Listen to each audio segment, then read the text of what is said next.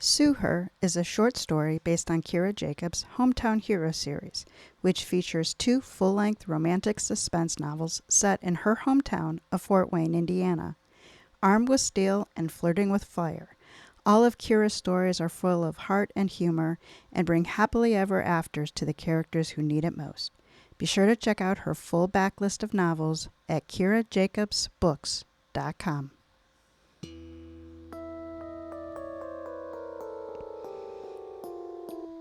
Welcome to Mysteries to Die For. I am TG Wolff, trying really hard not to laugh at the sound that Jack has picked for today's background music. And I am here with Jack, my piano player and producer. This is a podcast where we combine storytelling with original and sometimes odd music to put you at the heart of murder, mystery, and mayhem. Some episodes will be original stories, and others will be classics that help shape the mystery genre we know today.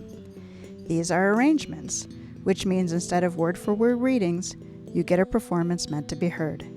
Jack and I perform these live, front to back, no breaks, no fakes, no retakes.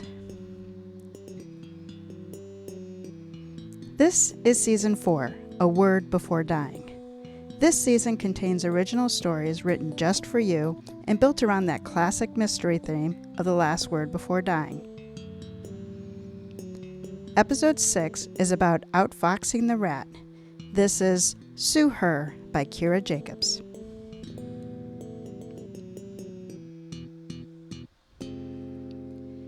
Chapter 1, Errant Throws and Backseat Confessions. Charlie Mullins was one bullseye away from winning the second round of cricket at Northside Bar and Grill when the cell phone in his back pocket began to vibrate. "Son of a," he muttered, watching his third dart miss the board wide right. "Nice throw," teased his firefighter buddy Torrin McKay from the high-top table they'd been sharing. "Too bad it's going to be your last." "You wish," Charlie said, attention split between the game and the still vibrating phone. A quick glance at the screen found it to be Nate Steele, his business partner and former colleague at the Fort Wayne PD. Nate knew better than to call on dart night. "This better be good, Steele," Charlie said into his phone. "I went double or nothing with McKay and had the game in the bag until you called." "Not my fault if you're easily distracted," his best friend joked. "Also, let him win. I need you over here." "Okay, first," Charlie said, "I don't let anyone win. And second, where is here? I thought you were on duty tonight." "I am, which is why I'm calling you." Nate's voice was nearly a growl. "I'm in the alley behind my sister's shop, trying not to beat the shit out of the a-hole ushering her into the back seat of a cruiser." Charlie's free hand curled into a fist. Why would anyone ever think of arresting Nate's sister? Marissa was only about the nicest person on the planet, and the sexiest, in Charlie's not-so-humble opinion. Her lean body and long blonde hair were tantalizing enough, but those bright blue eyes of hers slayed him every time. He'd do anything to earn a smile from the woman. Hell, he'd do anything for her, anytime, anywhere. Except date her, of course. He didn't deserve a woman as kind as her. Besides, he wasn't the marrying material, and she and her sweet little daughter Paige deserved a family man. Lord knew he wished he could be that for them. "Please tell me this is a joke, Nate," he said. "I'm afraid there's too much blood on the ground for jokes tonight," Nate replied. Charlie's vision went red. "Hers?" "Thankfully, no," Nate said, "but Dickhead Officer Derek Abrams is convinced she's the one who spilt it." "What?" Charlie's outburst cut through the Thursday night bar banter. Heads turned, but he didn't care. Who the hell put that idea in his pea-sized brain? Marissa's dying ex-brother-in-law, Danny McMahon, who pointed right at her and said, "Jimmy will sue her." This scenario had just gone from bad to worse. Charlie drained the last of his beer and left the bottle on the table. "I'll be there in 5. He tossed a 20 to Torrin, told him he'd have to finish their game next week, and headed for the door. Outside, he was greeted by a wall of humidity, the burnt orange sky of a waning later summer night, and the otherworldly glow of a bug zapper hanging outside the bar's rear entrance. Thankfully, Northside was only a few blocks from the strip mall that housed Marissa's salon, sheer indulgence. Charlie flew down East State in his H2, daring anyone to pull him over. As a former detective and SWAT member, most cops in town knew his car and looked the other way. He parked on a side street near the alley approach behind Statewood Plaza, nodded a hello to Nate, who spied him from across the bedlam. He ducked under the freshly hung crime scene tape, careful not to draw any attention. It was easy enough to do, with all eyes focused on the stiff they were lifting onto the gurney. Curiosity had him wanting to look, but he first needed to know that Marissa was all right. Through the cruiser's side window, he spied her silhouette. She was leaning forward with her head in her hands.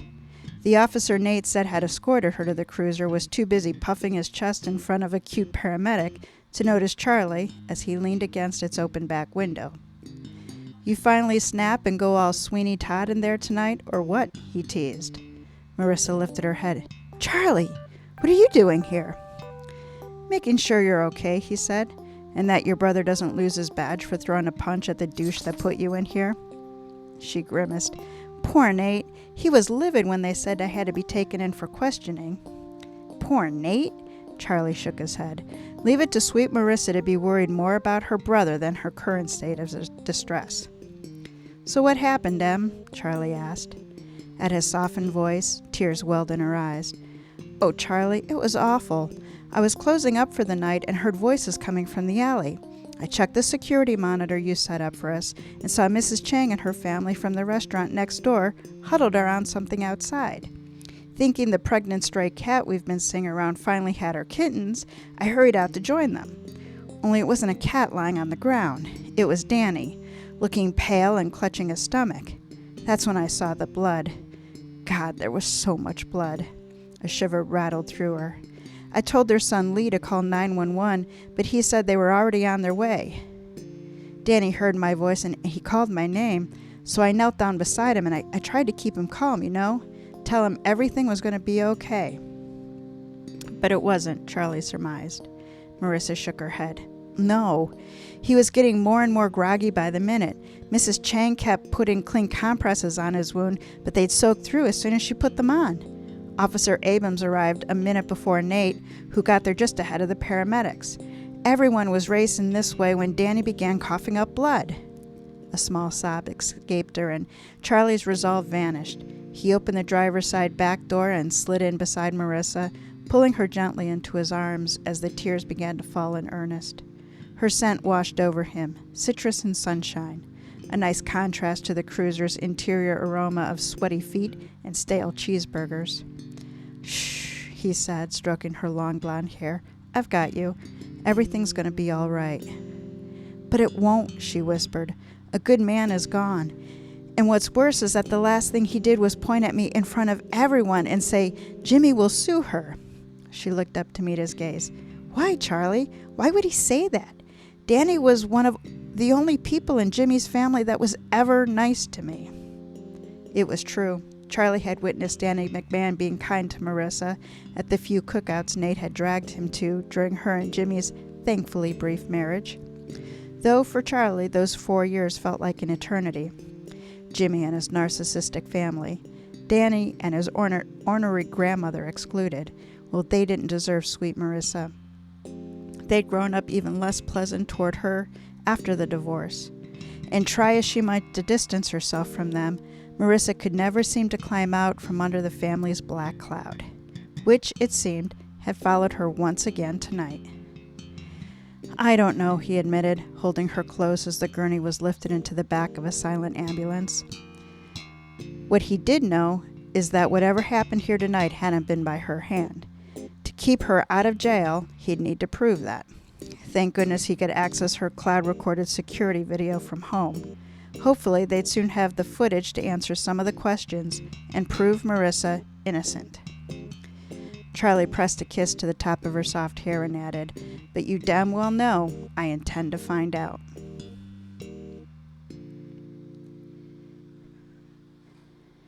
Chapter 2. slamming doors and baseball caps.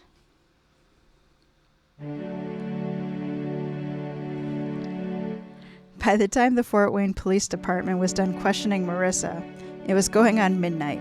Nate's fiancée Jessica, who was on babysitting duty for Marissa tonight, had been alerted and had easily convinced 5-year-old Paige that they were having a sleepover to keep her from worrying. That allowed Nate to bring Marissa to Charlie's so they could all talk through tonight's bizarre turn of events.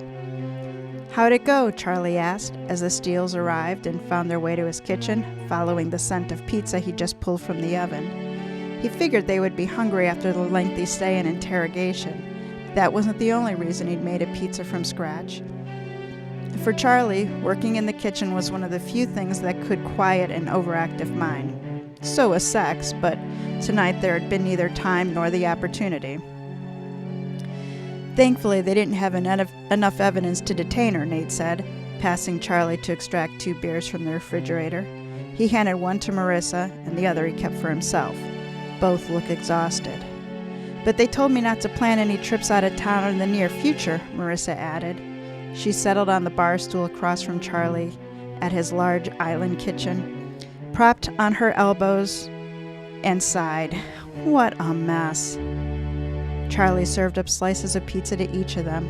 "Did they interview anyone else?" he asked. Nate nodded.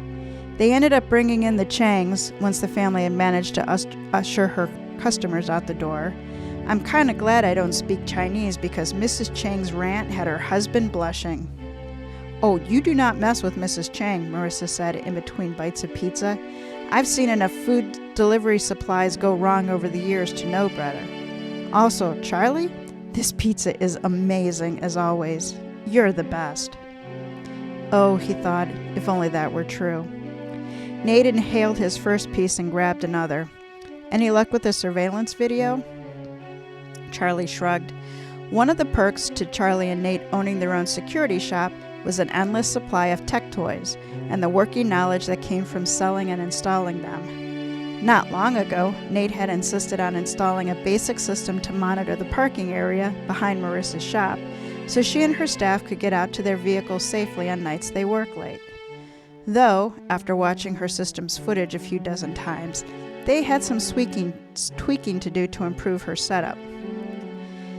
"Yes and no," he said, reaching for his laptop. "Yes, I believe we have enough evidence to prove that Marissa was not the murderer." "Thank you, Jesus," she whispered. "But," Charlie continued, "with the lighting as it was, I can't get a good look at the face of the person that I believe it is." He turned the laptop so they could see the screen, then came around the island to sit beside Marissa. Her citrus and sunshine scent teased him anew. "Okay, watch the right side of the screen. At 8:05, you'll see Danny walk into the alley with a shovel. See? Now he'll lean it against the fence on the other side of the alley and start towing at the ground." "He's looking for something," Nate commented. "That's my thought too," said Charlie. "Right here, it looks like he's found it, because he'll crouch down." "Oh!" Marissa pointed to the screen. "Someone's coming up the alley behind him." As they watched, Danny turned his head toward the newcomer, then slowly rose, his body tense. The other person appeared to be taller, solid, and unfortunately he was wearing a ball cap that kept most of his face shaded from the alley's overhead lights. The two exchanged words. Then Danny hurried toward the building. He reached for the nearest door, which was the back entrance at the Chang's restaurant, but the other guy grabbed him and hauled him backwards, slamming him into the building beside the door. As Danny struggled to break free, something shiny came into view. That's when the back door to the Chang's restaurant slammed open. It knocked the stranger into Danny, momentarily flattening them both against the wall. Oblivious to the ongoing attack, Lee Chang stepped outside, grabbed the door before it swung shut, and appeared to have a shouting match with someone inside. He went back inside a few seconds later, the door slamming shut behind him. Charlie paused the video. "Lee was right there," Marissa said with a groan. "He's been fighting with his parents a lot lately, which was what had him taking more smoke breaks than normal. But why did he go back inside? You think he realized what was going on behind the door?" "I don't think he knew, but him going back in probably kept him safe," Charlie said. starting the video again. Okay, I'm going to slow this next part down. It's hard to see with him this close to the building, but Danny collapses right here. His assailant pats him down, grabs something from him right there, and then takes off running. What did he take? Marissa asked. Charlie played the short section of video back again, even slower this time. Was it a piece of paper? Nate asked. Charlie nodded. That was my thought, too. After that, Lee comes back out a few minutes later, cigarettes in hand, lights up, and turns to find Aunt Danny still on the ground. Danny topples over, and then Lee runs to get his parents. Mrs. Chang appears with towels for the wound, and you come outside a few minutes later, Marissa. Poor Danny, she said. He kept saying that he'd been stabbed and robbed, but he wouldn't say who did it. Charlie looked to Nate. Do you know if the police recovered a murder weapon? They did not, Nate said, though they were going to continue looking in dumpsters and storm drains in the vicinity. Marissa leaned back in her seat, worry on her brow. I just don't understand. Who would have done this to Danny? And why on earth would they have been in the alley behind my shop? I haven't seen him in years. I have a feeling if we find the answer to one question, we'll know the question to the other, said Charlie. He rewound the video to the cleanest look at Danny's assailant and hit pause. The man's face was shrouded in darkness, but his Cubs baseball cap and matching t-shirt were in plain view. Do you have any idea who the guy could be? Marissa leaned in closer, her elbow skimming his. Well, at first I thought it was Jimmy, but I don't see that stupid skull and crossbone tattoo on his arm. Plus, he hates the Cubs. Oh, how Charlie wished it was her ex-husband. He would love nothing more than to see that asshole locked away. Unfortunately, the body on the screen looked too tall, and his movements weren't as fluid as Marissa's ex-husband's had always been. That fluidity had ended up costing Marissa one bruise too many. The black eye she received over spilled beer, however, had been the tipping point. Jimmy was lucky she left him before he'd given her another one, because between Nate and Charlie, they would have found a way to make it the last thing that swine ever did. But tattoos can be covered, suggested Nate. And you're right, he hates the Cubs, which would make this a great disguise. Fair enough, Charlie said. We'll keep him on the list of suspects. Is there anyone else, anyone at all, you can think of that might have had a beef with Danny? No, answered Marissa, but someone who would know better than me is his wife, Sandra. Charlie nodded. Already on my list of people to talk to, along with the other tenants in the strip mall your shop is in. Maybe we'll get lucky and someone will have additional surveillance video of this guy or the car he was driving. Who was the thug anyway? It didn't sit well with Charlie that whoever it had been so close to Marissa tonight, or that he was still out there on the loose. Listen, until we know more, I think it's best for you and Paige not to be home alone, said Charlie. I've got plenty of spare bedrooms here. Marissa started to object, but Nate chimed in as well. I agree with Charlie. There's no sense in waking Paige up and move her, Nate said. You're more than welcome to stay at my place tonight. After a moment of hesitation, Marissa conceded to her brother with a weary nod. Charlie hated seeing her like this, consumed by worry instead of the vibrant, sassy woman he'd fallen for all those years ago. He stepped forward to pull her into a reassuring hug, but her brother beat him to the punch. Don't worry, sis. Charlie and I will keep you safe until we figure out what the hell is going on. You guys are the best, she whispered, hugging him and then pulling away to offer Charlie a hug too. Thank you for everything. Charlie rested his cheek on her crown and inhaled her summer scent. Nate was right. They would keep her and Paige safe no matter what. And though he left the police force several years back, burnt out from jumping through administrative hoops and dealing with stupid red tape, Charlie found himself chomping at the bit to dig into this mystery. He might not be able to be the family man she needed, but clearing her name was something he could certainly do. For now, it would have to be enough. Don't mention it, he said.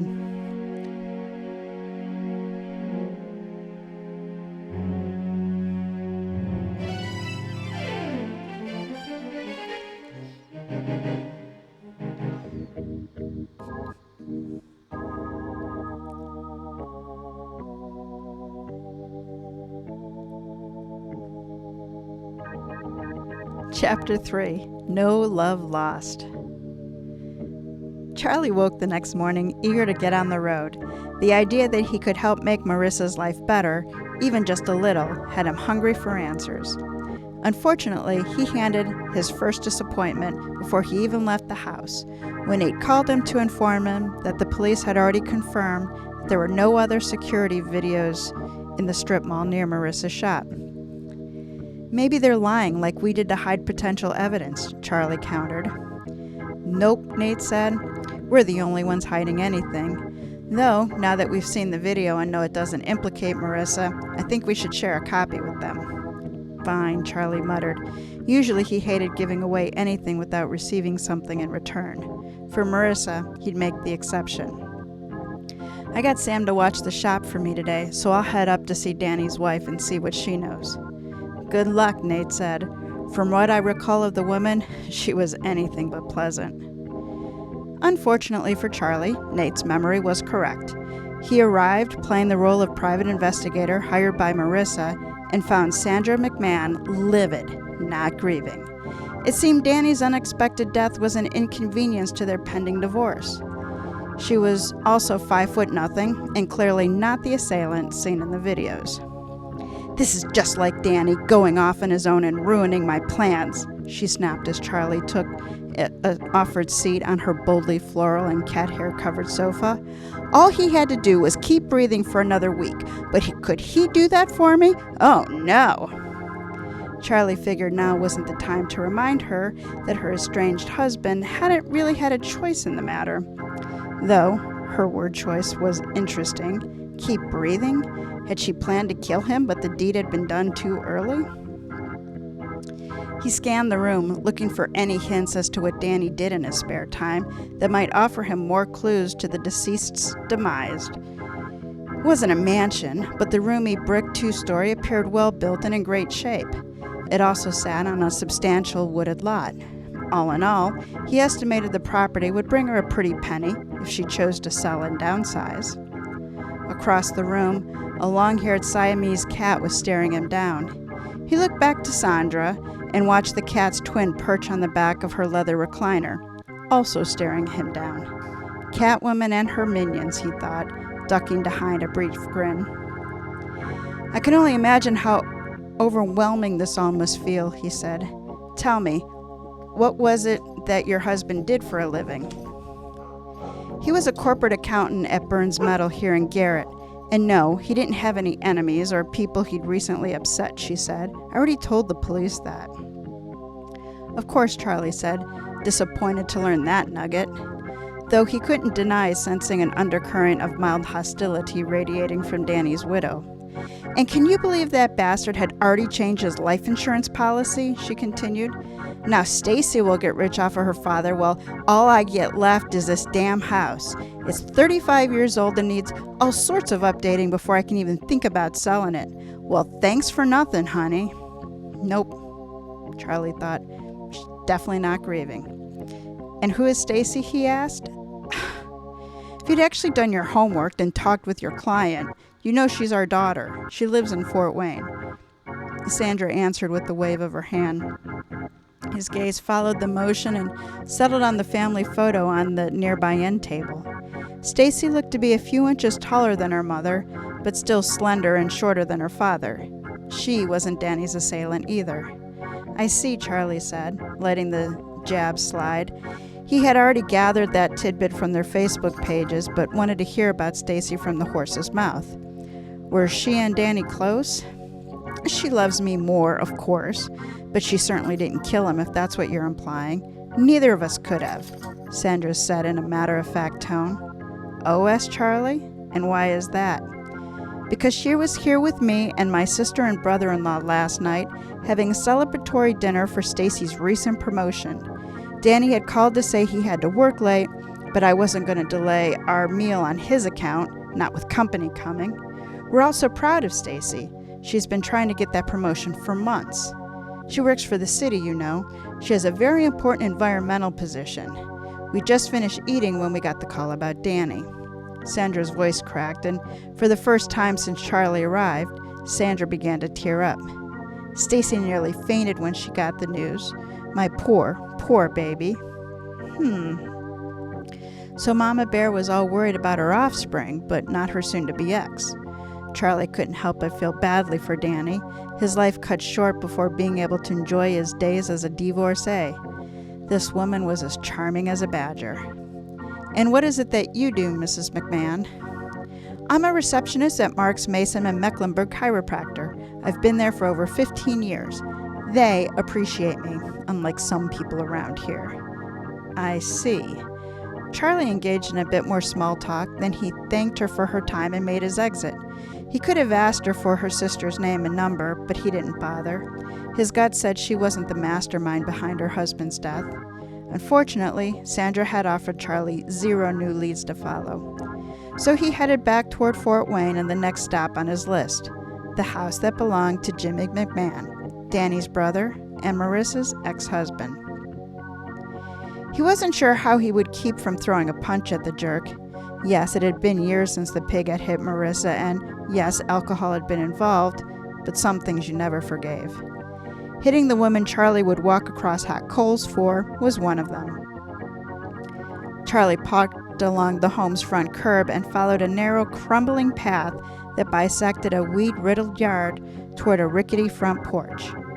The property's shrubs were overgrown, its grass several inches longer than the yards around it, and the house itself was in dire need of a fresh coat of paint.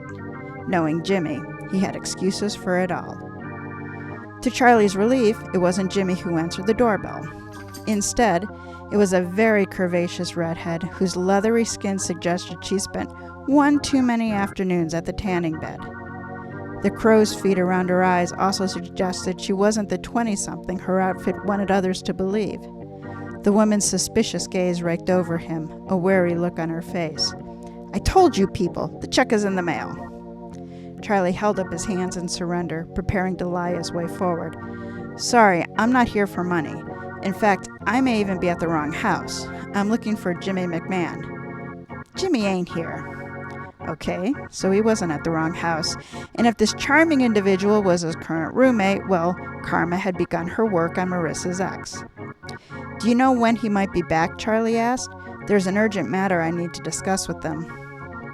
Is this about his brother? She asked, her voice lowering as her eyes widened. Their mother called here this morning, hysterical. I figured she'd just been hitting the bottle again, but now you're here, so... Danny was murdered last night, Charlie confirmed. That's why it's important for me to find Jimmy. We're looking for the answers to a terrible crime and alerting his family members that they might be in danger as well. Okay, so that was a bit of a stretch, but Charlie was hoping to play the worry card and get this woman to spill on Jimmy's whereabouts. Instead, she responded with a snort and an eye roll. Jimmy can take care of himself. And I don't know when he'll be back. That man sucks at communicating. The bum just got back in town this morning after a week in Florida for some business conference. Can you believe he didn't once offer to take me with him? Wow, Charlie said, that hardly seems fair. Are you sure he even went? He was trying to capitalize on both her frustration and rambling. Oh, he was there all right. I know because I track his phone with mine. She raised her phone into view and offered Charlie an evil grin. Yep, karma was definitely doing her thing. Unfortunately, if Jimmy's girl was to be believed, Marissa's ex hadn't been in town to commit the murder last night. Do you happen to know when the last time was that Jimmy saw or spoke to his brother? No clue, she said. Jimmy and his brother didn't really get along. Danny always acted like he was better than we were. Charlie nodded, pretending to take notes. So you don't think the trouble that found Danny would also find its way to Jimmy? Nah, they didn't run with the same crowd. Besides, she continued, the only legit danger Jimmy will be in is from me if he tries to postpone our vacation again. If that happens, I am out of here. Again? Charlie asked. Well, we were supposed to go to Vegas last year, but then the whole stupid COVID thing happened. Then he tells me last week that we're going to Grand Rapids instead of Las Vegas. I mean, who the hell picks Michigan over Cali? She rolled her eyes, and Charlie resisted doing the same. California, Nevada, apparently they were both home to Vegas now. Not me, Charlie said, unless there's something really special going on in Grand Rapids. He said it was another stupid convention. At first I was like, what the hell? But then he mentioned jewelry, and so I was hoping for that ring he keeps saying he's going to give me. Her features softened briefly, then hardened once more. If you find him, tell him I said if he doesn't show tomorrow morning, he can keep it. I'm done. With that, she slammed the door in Charlie's face. On a sigh, he started back to his vehicle. 2 stops and 2 dead ends with 0 new leads surfacing. Had this been some random act of violence? A simple case of Danny being in the wrong place at the wrong time? Charlie doubted it, especially since Danny had died at least a half an hour south of where his wife believed him to be. So what had brought the deceased into Fort Wayne? It couldn't have been to visit his daughter, since she'd been at his house having dinner. Maybe he had a mistress. After all, he and Sandra were in the final stages of divorce. A mistress could explain him sneaking off, but not why he was walking around with a shovel. On a sigh, Charlie headed for his shop to relieve his part-time employee, Sam, and take the afternoon shift. Hopefully, Nate and his police buddies were having better luck today at unraveling this mystery than him. Because now they proved Marissa wasn't the murderer, his new focus was on keeping her and little Paige safe. And the longer the murderer was on the loose, the more danger they could be in.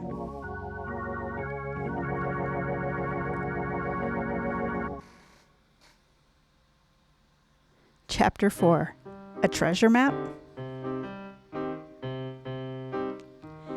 Charlie, Nate, Jessica, and Marissa huddled at Nate's house just before dinner time, going over what information they'd each been able to gather while little Paige watched cartoons with her Peppa Pig stuffed animal in the next room. According to Nate, the police had found the murder weapon that had killed Danny, a bloodied, broken-off screwdriver recovered from a storm drain half a block from the attack. His shovel had also been recovered from a yard beside the alley, both with Danny's fingerprints on. The other set of prints on the screwdriver had yet to be matched. All attempts to reach his brother Jimmy had yet been unsuccessful. So Danny was an accountant whose wife thought he was so boring she decided to divorce him. But last night he turned up in an alley behind M's shop with a shovel and screwdriver? Asked Nate's fiancée Jessica. Sounds like there was more to this guy than people knew. And what was he doing in the alley with a shovel? Digging for gold? Your guess is as good as mine, said Marissa. Charlie thought she looked beautiful as ever in the off-the-shoulder green t-shirt and form-fitting denim capris. But gone were her trademark contagious smiles, replaced by thinner ones that didn't quite reach her eyes. Charlie had taken the seat beside her, grappling with a growing need to be close to her, to protect her.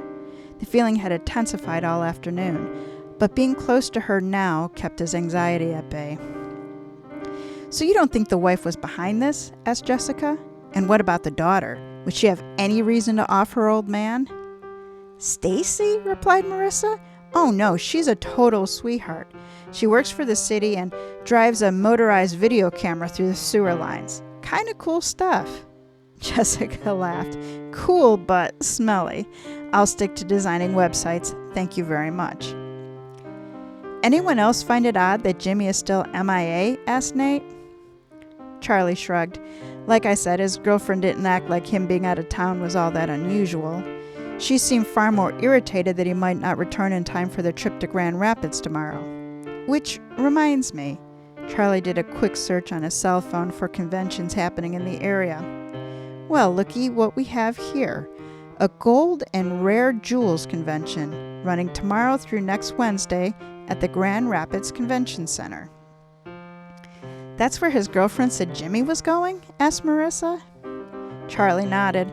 She said the trip was for a convention, and unless he was feeding her a line, all I'm seeing in Grand Rapids this weekend is that, and a Lego festival. He doesn't strike me as the Legos type. Plus, the girlfriend said he mentioned jewelry. She's hoping for an engagement ring. I think she's nuts. Totally nuts. And I'm with you. He's not going for Legos, agreed Nate. Marissa, wasn't his grandma Mimi a fairly renowned jeweler back in the day? At Marissa's nod, he added, maybe Mimi's encouraging him to try a new career path, something a little more legit than his usual real estate scams. Charlie Googled Mimi McMahon, eager to find her address and explore this new angle. He found it the search results. Sorry, y'all, but the only way Mimi is mentoring Jimmy nowadays is via seance. She passed away 6 months ago. A surprised gap escaped Marissa. That's terrible! I wish I'd known. I'd have gone to pay my respects. And deal with Jimmy's shitty family? I'm glad you didn't. Nate reached across the table to give his sister's hand a squeeze. But that might explain why he supposedly headed to that conference. Maybe Mimi left him some of her jewels and he's hoping to cash them in. Do you think that's why Jimmy got attacked? Asked Jessica. Because maybe he inherited some jewels too? Good question, said Charlie. I mean, it's possible. But on the video, Marissa said, we saw the attacker take a piece of paper from him, not a bag of jewels. True, Nate said, but what if that piece of paper had information on it that led to something else? Like a treasure map, teased Jessica. Could be, Charlie said, though I'm not sure how we would know what he did or didn't inherit unless I go back and ask Sandra. Man, I'd rather not drive over there and talk to that woman again. Grinning, Marissa bumped him with her elbow. Want me just to ask her daughter Stacy? We're still friends on Facebook. You'd be my hero, he said with a wink. That brought out one of her genuine smiles. Charlie leaned closer, feeling like a helpless moon being drawn in by her smile's gravitational pull. He watched her send a message to Stacy and then set her phone aside to rejoin their brainstorming session. A few minutes later, Charlie watched Marissa pick up her phone once more. She scrolled through a new message and her eyes widened. Guys, she said, you're going to want to hear this. The room fell silent as she cleared her throat and read them Stacy's response. A few weeks before Grandma died, Dad came to me with a strange request. He wanted to know if I knew a safe place where he could hide a letter. I joked that no one would dream of looking in a sewer, even though we find crazy stuff in there all the time. He insisted the letter needed to stay dry, so I said we could always hide it down there in an empty flow monitor canister, which looks kind of like an oversized metal Quaker Oats container. We tethered that to the steps going down into the manhole just below the cover, and no one would suspect a thing. Then he asked if I knew if there were any good manholes in Fort Wayne near East Dayton Coliseum, that weren't in the middle of the street, and I joked that there was one in the alley right behind Aunt Marissa's shop. He said that was perfect and brought me a manila envelope while on his lunch break the following day. It was rolled up and sealed in a waterproof bag. When I asked what this was about, all he would say is that he needed to keep the letter safe for a friend. Then he said he had to get back up north, so I didn't push him on it. Before he left, I gave him a note with instructions on how to retrieve the letter in case he needed it when I wasn't at work and could get it for him. Whoa, said Jessica. Maybe it really was a treasure map. Or something important anyway, Nate said. Seems like a lot of work to hide an ordinary letter. Charlie frowned. But for him to get robbed, someone else would have to know it existed, or have a reason to want to follow him in the first place. Ask Stacy who inherited the jewelry from Mimi. Maybe Danny got more than the rest of the family. Got it, she said. After a moment, her phone buzzed with response. According to Stacy's mom, none of the family present at the reading of the will inherited any jewelry at all. Jimmy threw a fit. Charlie rubbed his hands together. Okay, now we're getting somewhere. If that's correct, and you guys are right about her having this amazing jewelry collection, that means either the jewels were sold before she passed, or intended for someone not at the reading. And if that was the case, Mimi would have wanted to make sure they were tucked away for safekeeping so the wrong person didn't get their hands on them. Because she knew the family would be looking for them, Nate said. Exactly. Charlie looked to Marissa. Ask Stacy if Danny asked her to retrieve the letter before he passed. Got it, she said, typing away on her phone screen. After a moment, she shook her head. Nope, he never asked her to. Which might be why Danny was in the alley behind your shop last night, Em, Charlie said. Maybe he was there to retrieve whatever he'd hidden, and since he was attacked before he could reach it... Jessica sucked in a sharp breath. The letter could still be there. Bingo, said Nate. Wait, Marissa, tell us again what Danny said to you just before he died. Okay, she said. He said, Jimmy will sue her.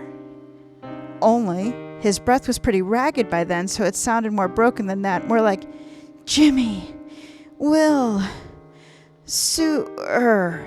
Marissa's eyes widened. Wait, do you think he was trying to tell me something? Something about the will? It sure sounds like it to me, said Jessica. And that maybe Jimmy wasn't going to sue you, but might be coming after something hid in the suer. Because something has a rare gold and jewels convention to get to. Charlie looked at his best friend. Are you thinking what I'm thinking? Nate grinned. You mean that we have an alley stakeout in our future? Charlie offered him a fist bump. Damn right we do. Something tells me the man with the map won't take long to return for his stolen loot. And I highly doubt he'll come alone this time. Marissa, see if Stacy's free tonight. We're going to need her help, too. Do I get to pause and guess who did it? You do get to pause and guess who did it. Okay, so I have no idea. Okay, so Marissa did not kill her former brother-in-law, Danny McMahon. So who did and why? So our suspects are Jimmy McMahon, Danny's brother and Marissa's ex-husband. Jimmy's live-in girlfriend who is going to lose her freaking mind if they don't take a vacation. Sandra McMahon, Danny's livid and soon-to-be ex-wife. Stacy McMahon, Danny and Sandra's adult daughter, the one who works for the city of Fort Wayne. And the only other people in this would be any or all of the Chens who own the restaurant next to Marissa's shop. Huh. Could it be the Changs? The Chen? I forget what the name was. Oh, I wrote Chen, but I think it's Chang. Changs? Could it be the Changs? It could be anybody. Anybody but Marissa, or we wouldn't have a story. Well, they said it probably couldn't be Jimmy because Jimmy doesn't have the tattoo, right? Wasn't that the thing? It said that the person who attacked Danny could not have been Jimmy because Jimmy didn't have the tattoo, and Jimmy does not like the Cubs. So yeah, that's what the evidence says. Who does like the Cubs? It does not tell us. Kyra does not tell us who's the Cubs fan. Well, it's clearly Jimmy, but Jimmy and who else? The accomplice. Well, maybe there's a reason the girl really badly wants to go down to Grand Rapids. I think it's up to Grand Rapids. Whatever. Grand Rapids is Grand Rapids. It is up and over from here. By the way, we are in Fort Wayne, much like we are in Kyra Jacob's hometown. Weird. Yeah. Speaking of weird, what were you doing on the piano with those sounds?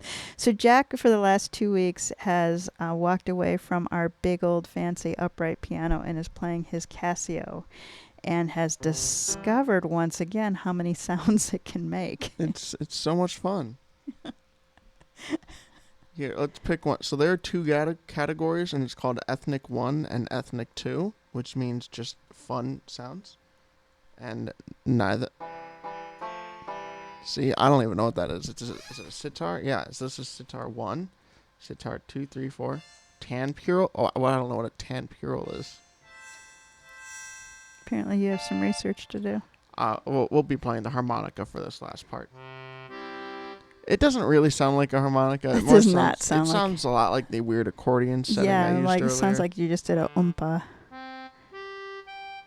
That is not a harmonica. I don't know what you're talking about. What about harmonica 2? It sounds more like an organ. It sounds like an organ. Santer? Pretty, but I have no idea what that is. Should we go on to chapter 5 to find out who killed Danny? We should. Oh, you find one he likes. No, this one's... I can't do that for another 20 minutes. We'll just go with one of the pianos. Let's pick rock piano. It's just a regular piano. You sound disappointed.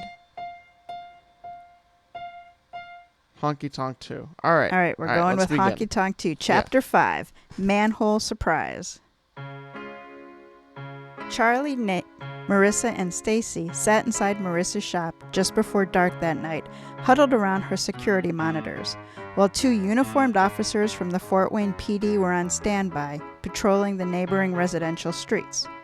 Jessica had offered to hang back and watch Paige again, who was thrilled to spend another evening with Aunt Jess. That gave the others plenty of time to put their plan into action. More security tech gear had been set discreetly in the alley, providing sound to the video feed as well as night vision capabilities. This time, there would be no baseball cap shadow excuses. Crime scene tape had also been removed so as not to scare away the would-be robbers. By the time it was full dark, their trap had been set. All they had to do was wait.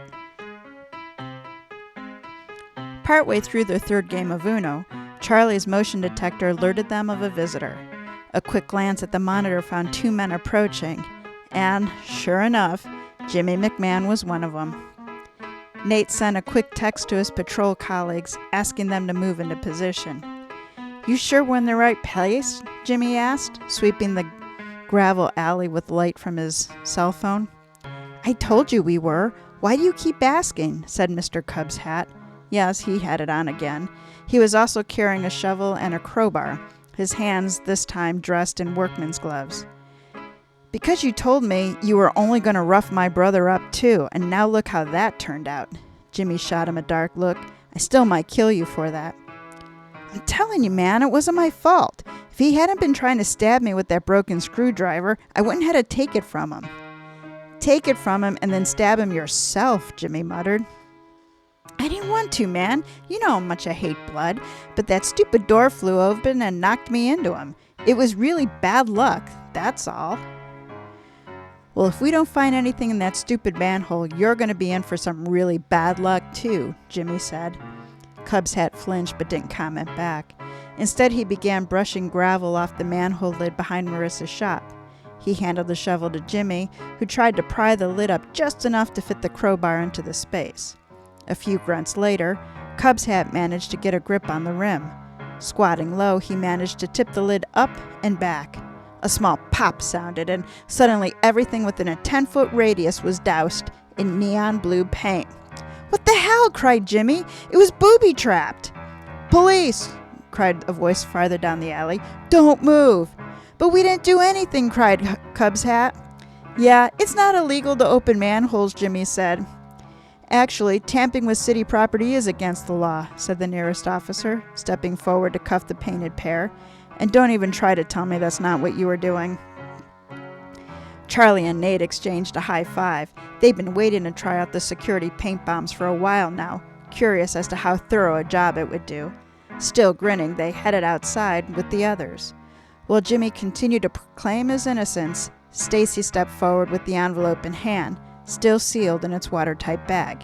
She'd retrieved it before the paint bomb had been installed. "Looking for something, Uncle Jimmy?" she said. His gaze darted to the package and then quickly away. Yeah, my watch. I dropped it in the sewer," he said. Patting down Cub's hat, the second officer extracted a piece of paper from his back pocket. "Is that why you two needed directions on how to access and dismantle a flow monitor canister?" Jimmy started, but the first officer cut him off. "Can it? I want to see what was so darn special that you had your brother killed over it." Jimmy growled. "I did not put a hit out on my own brother." "But you had him followed, didn't you, Uncle Jimmy?" Stacy said. "Over a stupid letter. And now my dad is gone." Her voice cracked on the last word. "What could have possibly been so damned important?" Marissa put a hand on Stacy's shoulder. "Go ahead, sweetheart. Open it." And so she did. Inside was indeed a document and a small key. Stacy skimmed the letter and then looked up with a victorious smile. "It's Great-Grandma Mimi's full will," she said. "There are things in here Dad never mentioned before. This key, it's supposed to go to Marissa. It's to a safety deposit box at Tower Bank downtown, where Grandma stored what remained of her loose gem collection." "What?" Marissa's hands flew to her face. "She gave them to me?" That will's probably fake, Jimmy cried from across the alley. A forged copy. Mimi was nuts those last few months. She probably wrote it herself. Charlie asked to see the will. Nope, it's dated last spring and is notarized. So while Danny was doing all he could to make sure you didn't get into the jewels before Marissa, you were looking for ways to find and keep them for yourself. She was my grandmother, not yours, Jimmy roared. Save it for the judge, the officers behind him said, and then read the two suspects their rights. As the others made their way over to the open manhole cover, Charlie stayed back with the still shocked Marissa. Mimi's jewels, huh? I'm betting they're worth a little something. Marissa shook her head. I still can't believe it. Why me? Because you were kind to her, Charlie said. I saw it firsthand. The woman adored you, and I can't think of anyone more deserving in that family. But I can't keep it all to myself, Marissa said. I should share them with Stacy at least. He smiled, the response so typical of the selfless woman who stood beside him. They're all yours to do whatever you want with. Who knows? Maybe it'll be enough to move you and Paige into that nicer neighborhood you've been eyeing. Don't go getting my hopes up too high now, buddy, she grinned and then reached out and pulled him into a hug. Thank you, Charlie. If it hadn't been for you, I might never have known about any of this. He savored her hug, hating that it ended all too soon. And Nate, don't forget your brother came to your rescue too. True, she said, but you're the one who's getting a thank you kiss. She rose on her tiptoes and pressed her lips softly to his, the kiss sweet and lingering. Charlie felt his lifelong resolve to not pursue Marissa falter. When she drew back, Charlie opened his eyes to find her smiling up at him. Had he ever seen such a beautiful sight? Always happy to help, he murmured, trying to rein in the desire that flooded his veins, though those kind of thank yous certainly make the task worthwhile. Sorry, she said with a smirk. You're going to need to find other ways to earn kisses from me. Being a murder suspect isn't something I hope to be any time again. Charlie stared into Marissa's bright blue eyes, grappling with her words. Has she just challenged him to find more opportunities to kiss her? Careful, Em, he said. Once I start kissing you, I might not be able to stop. Marissa shrugged. Maybe I don't want you to. With a wink, she wove her delicate fingers through his. As she led him to rejoin the others, Charlie felt his resolve weaken further. Was it possible? Could he truly be the man she needed him to be? That Paige needed him to be?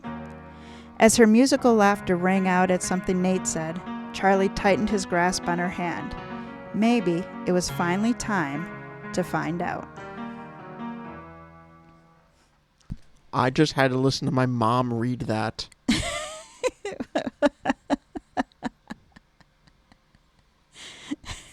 I just had to read that to my 18-year-old son. This is weird. That's what you get with romantic suspense. You get the romance. I heard it. You heard it? Loud and clear. At least it wasn't a sex scene. Oh, thanks, Mom.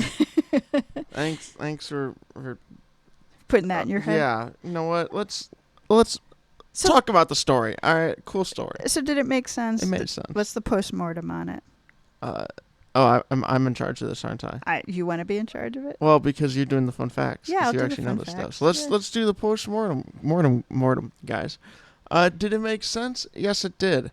Nice little sewer stuff. There were a lot of characters, and it could have been a lot of them. And you never really find out who Catman is. No, you don't. He wasn't important enough to get a name. Exactly. So you kind of know who did it, and then the mystery on who did it is the guy you don't know. Yeah. So I mean, it works. It was a little bit of an accident. It sounds like, who's to say if Lee Cheng hadn't come out of that door and bumped Cubs hat guy into Danny, if Danny would have died that night. How do you slam a guy into another guy so hard with the door?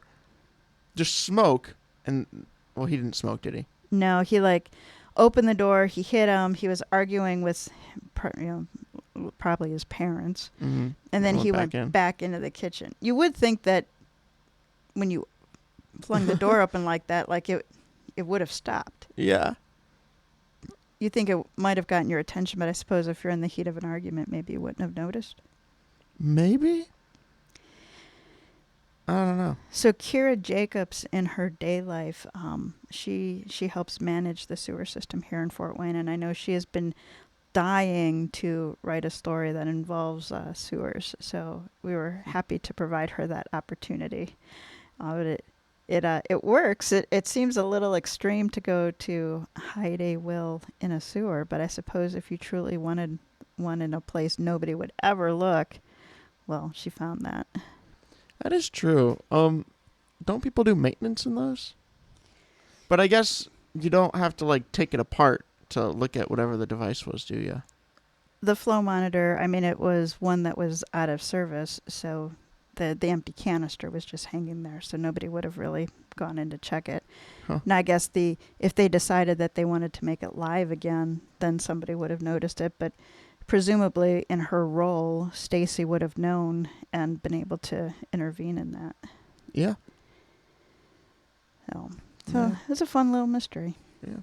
Now, also, if you hit two men with a door, I don't care how loud you're yelling. They're yelling louder. That's a good point. Especially if they're in the middle of a fight. In an alley. In an alley. You know it would be really loud? Where? In an alley in Rome. Yeah. I'm just saying. Oh, no. It's the only part. That's the only part. It's the only part. Oh.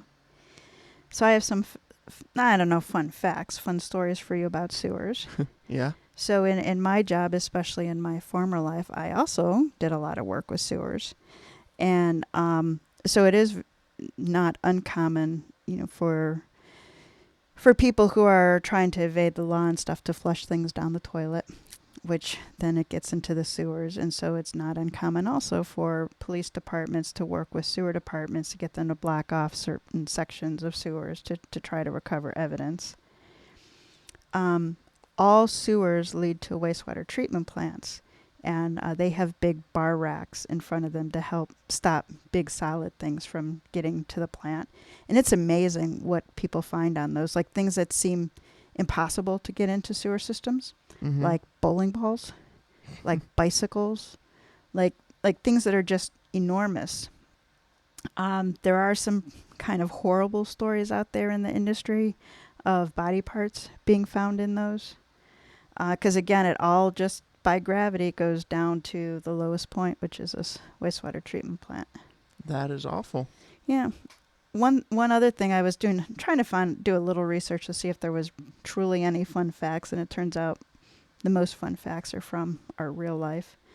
But it's also real common for people to flush drugs, like legal drugs, down the toilet.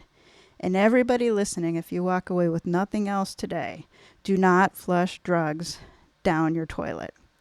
Now, online, you can look up and there will be a list of flushable drugs, but the vast majority of drugs, they're not broken down by the treatment process, and so they can go straight through and then into rivers and lakes, and then it goes right back into the drinking water system. So, Is cocaine flushable? Because according to Goodfellas... Right. Then you get cocaine going through the whole system. You imagine those fish like, oh, this is good water, man. After our dog Max passed away, the vet surprisingly told Dad to flush his cancer meds.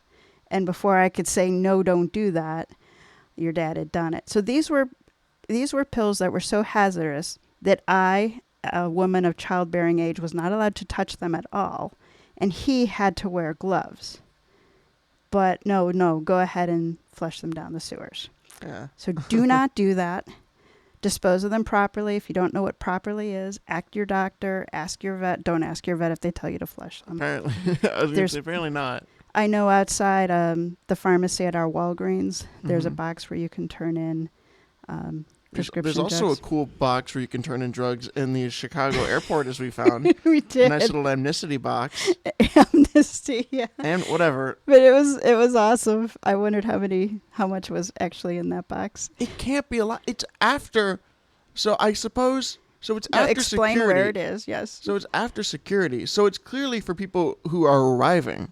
Oh, I didn't think of that. If you show up, you have found it, Okay. Or if you finally get to that box you got through the hard part. Why would you want to give it up?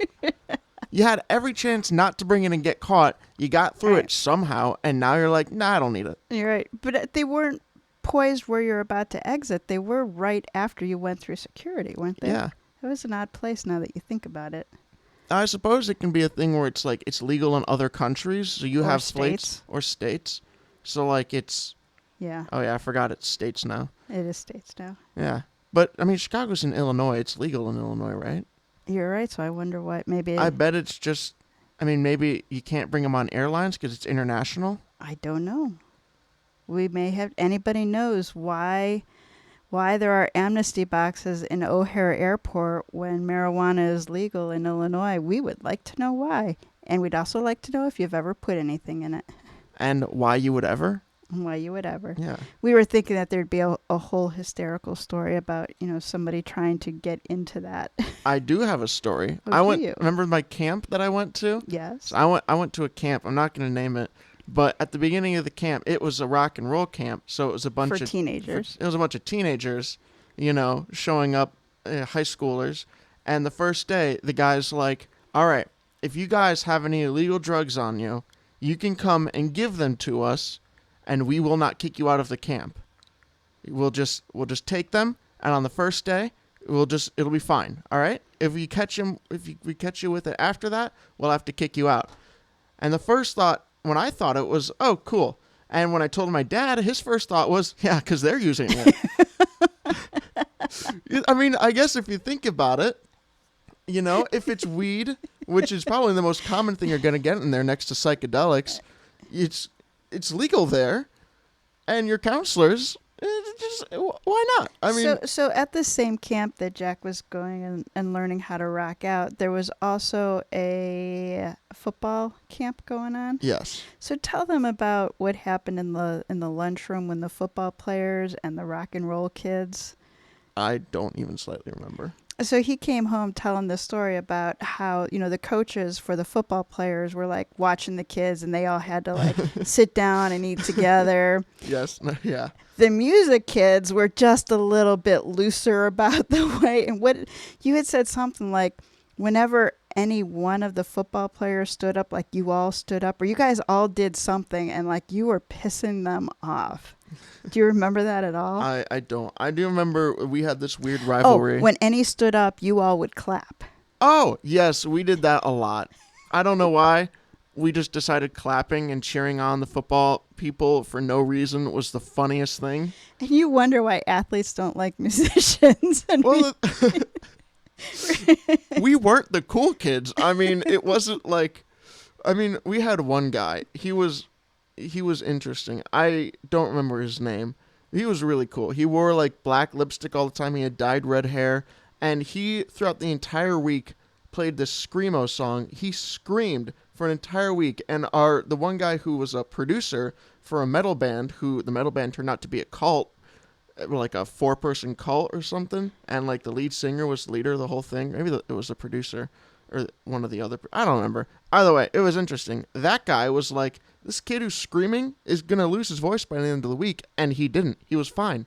Wow. And he saw some video of some other like rock guy who smashed his face on the crash cymbal because that was like metal. So he did that on the final performance that we showed all our parents to. So yeah, it was kind of weird because it's like these teenagers who are, wearing all black emo angst stuff and they have a show at the end of the week for all the parents. I just thought rock and roll camp was very interesting. It was. It was fun. So let's learn about Kyra Jacobs. So Sue Her is a short story based on Kyra's Hometown Hero series, which, as I said at the start of the show, featured 2 full-length romantic suspense novels set here in Fort Wayne, Indiana, Armed with Steel and Flirting with Fire. One 4-star reviewer said of Armed with Steel, "This is a very intriguing novel, and I felt myself getting into more and more as the pages passed. Jacob's descriptions were amazing and showed exactly what she was seeing." A 5-star reviewer said, "I'm not a romance lover. Let me start with that. This is a great book. Smiley face emoji. It's one of those I've always asked for. It's not filled with purposeless sex page after page. It has a lovely, intriguing story with characters that are real and believable. This book is well written, and it's a real story. A Sherlockian mystery with a handsome man and a lot of attraction. So Kyra Jacob is an extroverted introvert who writes love, humor, and mystery in the Midwest and beyond. When this Hoosier native is impounding out scenes for her next book, she's likely outside, elbow deep in snapdragons, or spending quality time with her sports-loving family. Kyra also loves to read, tries to golf, and is an avid college football fan. She also will humor me by going out for coffees and long walks where we think about how we're going to plot to murder our next victims. So that wraps up this episode of Mysteries to Die For. Support our show by... This is usually the place where you start playing our outro, Jack. Oh, Somebody's my bad. not paying attention. This wraps up this episode of me. Mysteries to Die For. Support our show by subscribing, telling a mystery lover about us, and giving us a 5-star review. Become a member of our Body Bag Brigade by financially supporting this season with a one-time donation. Pay what you can. Interested in advertising on Mysteries to Die For? Check out our website. Information is in the show notes and on our website, tgwolff.com/podcast. Mysteries to Die For is written by TG Wolff with contribution from Jack Wolff. Sue Her was written by Kyra Jacob. Music and production are by Jack Wolff, and episode art is by TG Wolff. All right, what you going to take us out with this time? Always got to finish a sentence.